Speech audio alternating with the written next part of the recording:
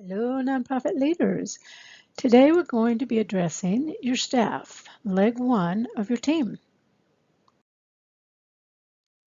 Your staff, leg one. The overall goal is to create a cultural shift in your nonprofit so that you're working less in silos and more in teams.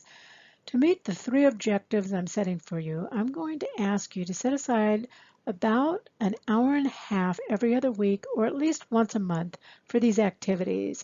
You can extend these activities out to once a quarter after you meet the three objectives we will discuss. Frankly, I do believe that it's difficult for people like us to take this first step of setting up time to interact in this way with your staff.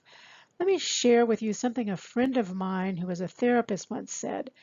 She said, if you don't put yourself on your own calendar, you won't take time for yourself. Those who choose to work in the nonprofit world are often type E folks. They're everything to everyone.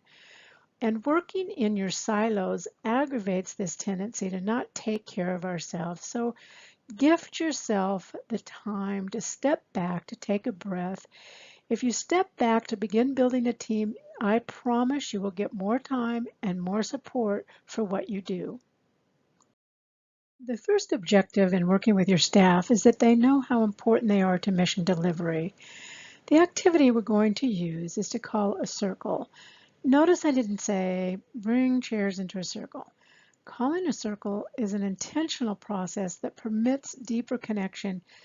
You might have noticed on my website that I spent about 25 years working with Native American populations in South Dakota, and we use circles for everything from federal criminal sentencing circles to building communities.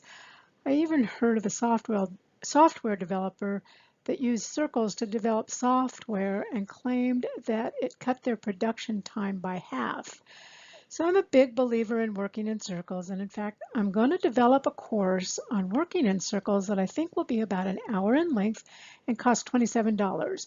I will post a notice about that on my Facebook page when that's developed. But for our purposes, here's what you need to do.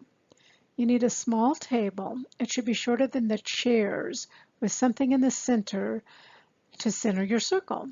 It could be a candle or a vase of flowers, a giant vegetable, whatever works for you. Now, you're in the circle and you're going to ask one question at a time using a talking piece or a talking stick. Your talking piece should be something with some texture so that when it goes around the circle and people feel it, the texture brings them into the moment of the circle. Whoever has the talking piece is the person who talks and is the person who is listened to. Because of silo syndrome, it's not uncommon for staff members not to have a good understanding of what other staff do for the organization. So you want each member of the staff to understand where they are in the bigger picture and that they are each important to that bigger picture. So you're going to need to ask one question at a time about their job. The first question will be for them to share what their job entails. You can decide whether you use this time to have them share their stories about their job. And if you do that, make a few notes to remind you about those stories. When we get to the storytelling series, you're going to need those stories. Another question might be what challenges they face in their job. Please note that you should tell them your rule, that this isn't a time for complaining. It should be a positive experience, so invite them to use terms such as challenge or challenges that they face in their position. A final question would be to invite them to share any solutions they might have for that challenge, or you could ask others in the circle for solutions to the challenge. Now, depending on the size of the staff you have and the time you have set aside, you can either move to the next activity or set up a second meeting.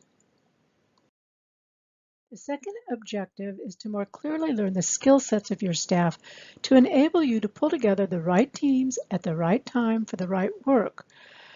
For instance, you might need someone adept at pulling data together for a major gift campaign, or you discover that you need someone that can write in a compelling manner for various parts of your fundraising efforts. You might be surprised to find out that what was on their resume doesn't tell you the whole story. I hired an office administrator at one of my positions, and over time, I realized that she could edit. I wrote newsletter articles and e-blast articles, that kind of thing. And she was one of those people who could edit in the way that I always think is almost magic, that they can still make it sound good, but they can squish it down. Anyway, pretty soon I found out she could write. So she became, long story short, she became our grant writer and ended up making us money. So as I said, you can't always rely on what's on the resume. For this activity, you're going to ask them to draw on flip charts using a mind map.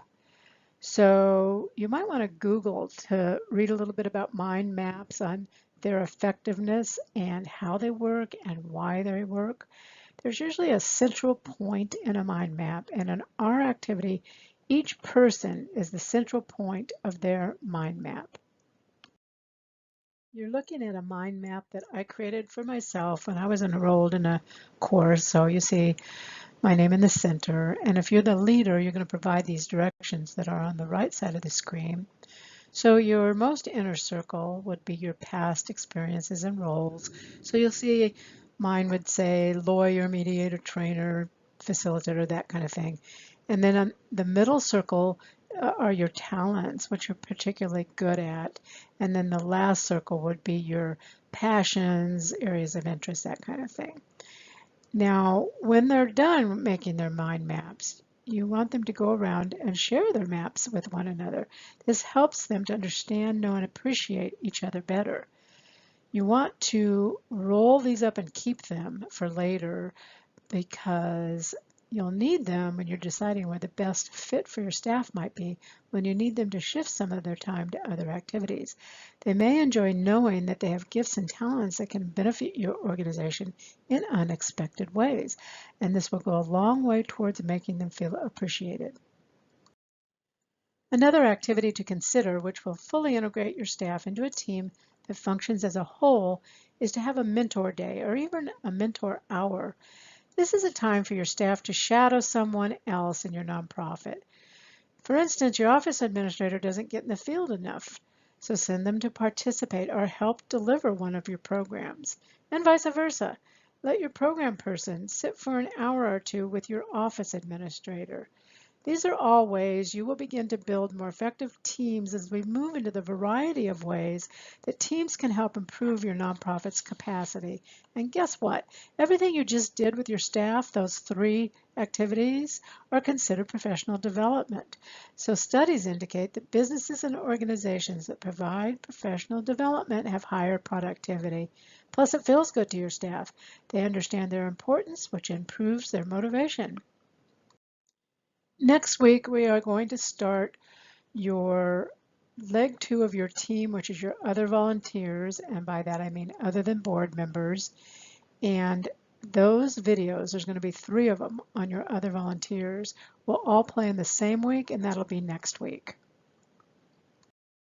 I'd love to hear your comments or questions about working with your staff in this way, whatever challenges you might have had. Please feel free to post on my Facebook page. And also remember that these videos appear probably a little bit better quality on my YouTube channel. Thanks, and we'll see you again next week.